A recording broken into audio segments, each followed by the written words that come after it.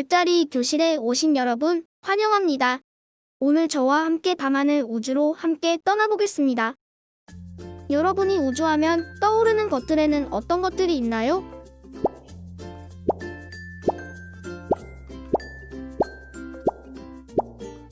위의 단어들에 대해 자세히 알고 있는 친구도 있고 그렇지 않은 친구들도 있을 텐데요.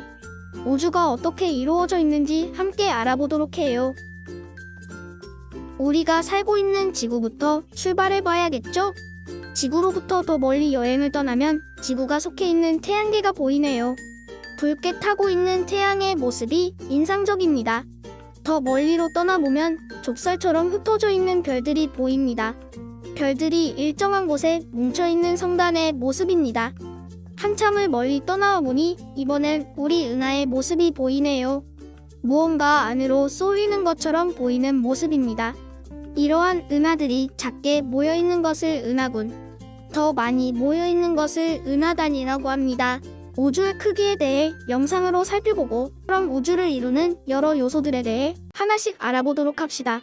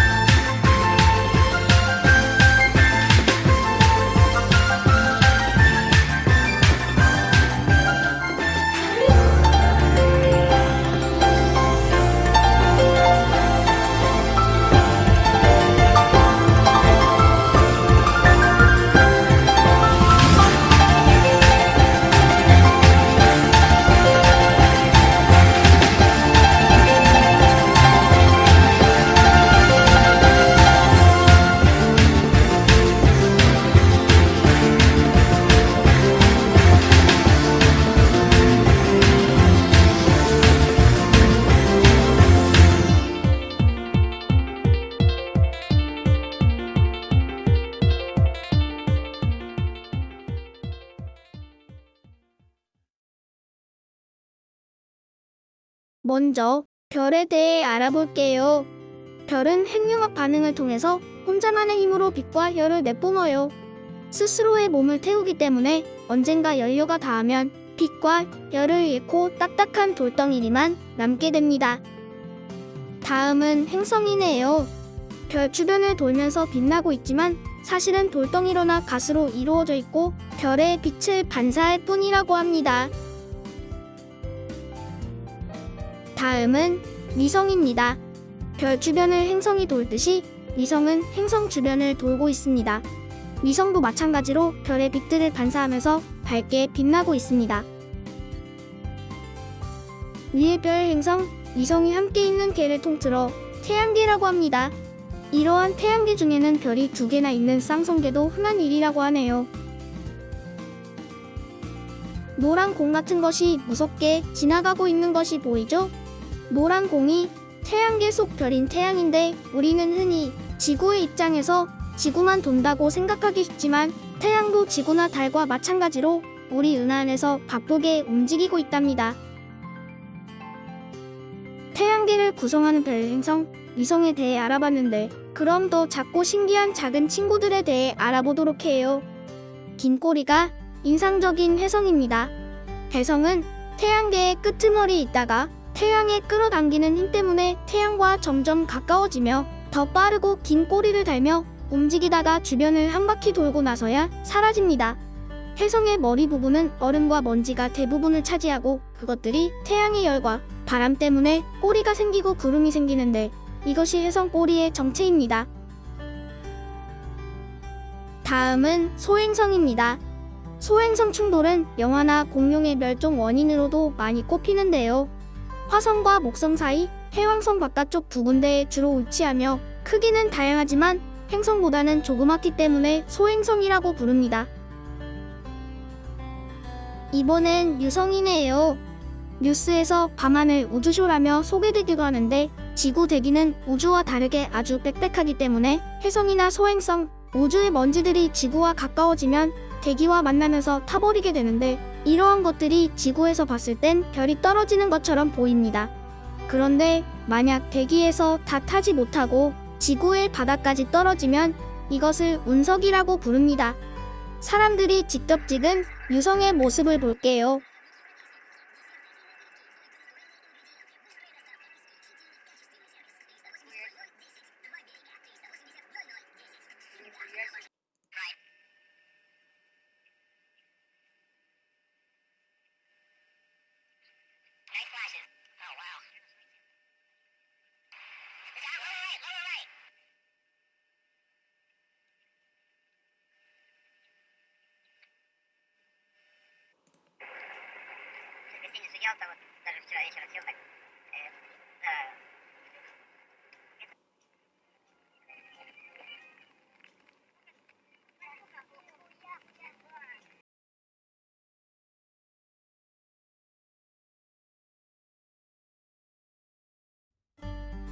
이젠 태양계를 벗어나 더 거대한 것들에 대해 알아볼게요.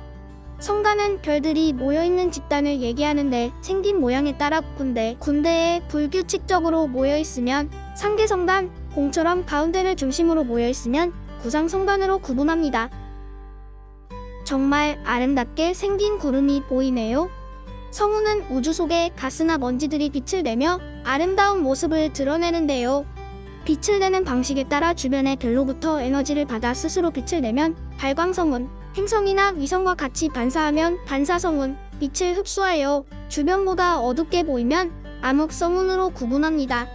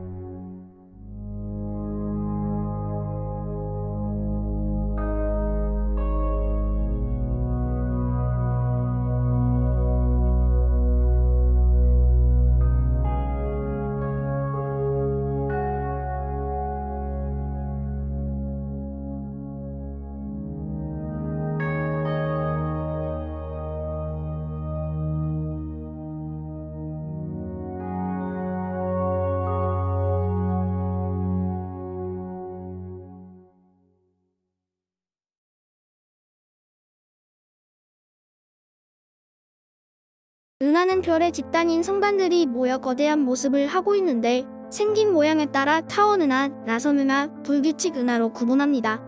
이렇게 우주에 대해 알아봤는데 그렇다면 우주에는 별이 몇 개나 될까요? 당연히 세어보는 것은 불가능하고 추정해보자면 우리 은하 안의 별이 약 1000억 개 우주 속에 우리 은하와 같은 은하가 또 1000억 개가 있다고 하니 이를 곱해보면 100개라는 가늠하기 어려운 숫자가 나옵니다. 이제 밤하늘에 우리가 눈으로 볼 수 있는 것들에 대해 이야기해 볼게요. 달에 가면 무엇이 있을까요? 토끼, 두꺼비, 당나귀, 한쪽 팔만 달린 개,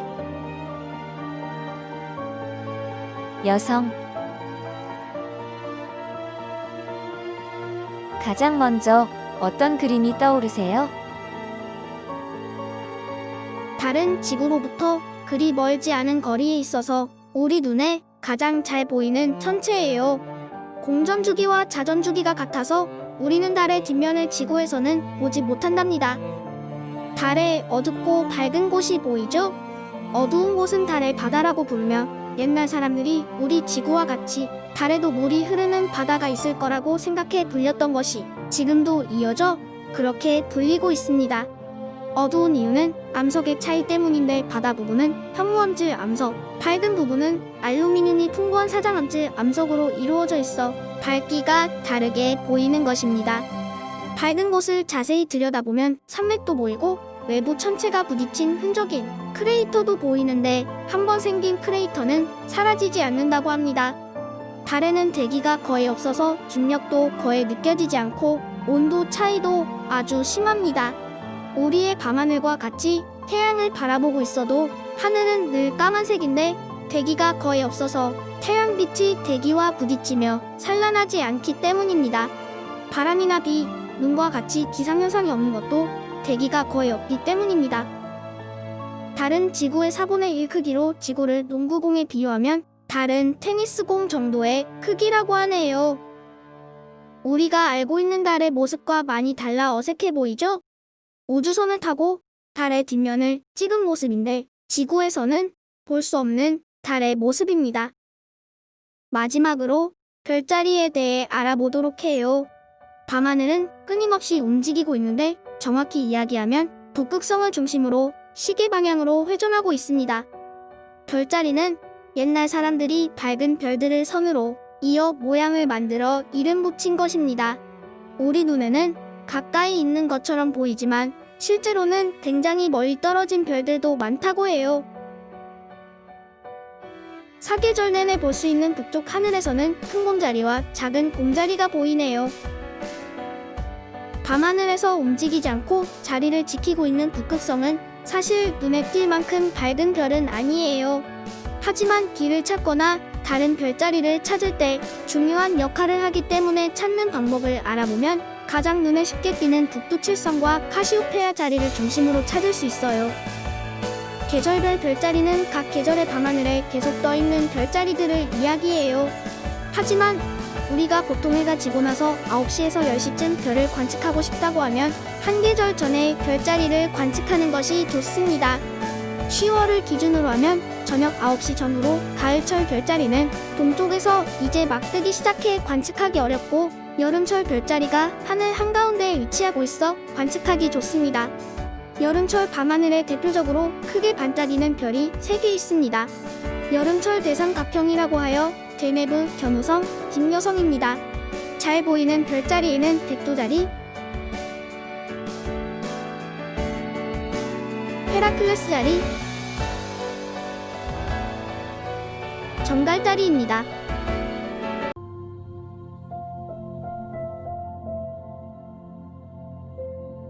우리나라에서는 대부분의 지역이 아파트와 밤하늘의 조명 때문에 별을 관측하기가 어렵습니다. 이 지도는 빛 공해를 나타내는 지도인데 빨갛고 하얀색일수록 빛이 많고 초록색일수록 빛이 적어 별을 관측하기에 좋습니다. 별을 잘 관측하기 위해서는 이처럼 주변에 빛이 적은 것이 우선이고 구름이나 먼지가 적인 날씨가 좋은 날이라야 합니다. 대기를 거치면서 별빛이 일그러지기 때문에 산과 같이 높은 곳에서 관측하는 것이 좋고 우리 눈이 어둠에 익숙해지기 위해 밝은 핸드폰이나 차조명은 사용하지 않는 것이 좋습니다. 요즘 같이 답답하고 활동이 자유롭지 않을 때 밤하늘의 달과 별을 보는 것도 좋지 않을까요? 굳이 망원경이 없더라도 맨눈이나 쌍안경만으로도 밤하늘을 관측할 수 있으니 시간 내어 밤하늘을 관측해보세요. 함께 공부해주셔서 감사합니다.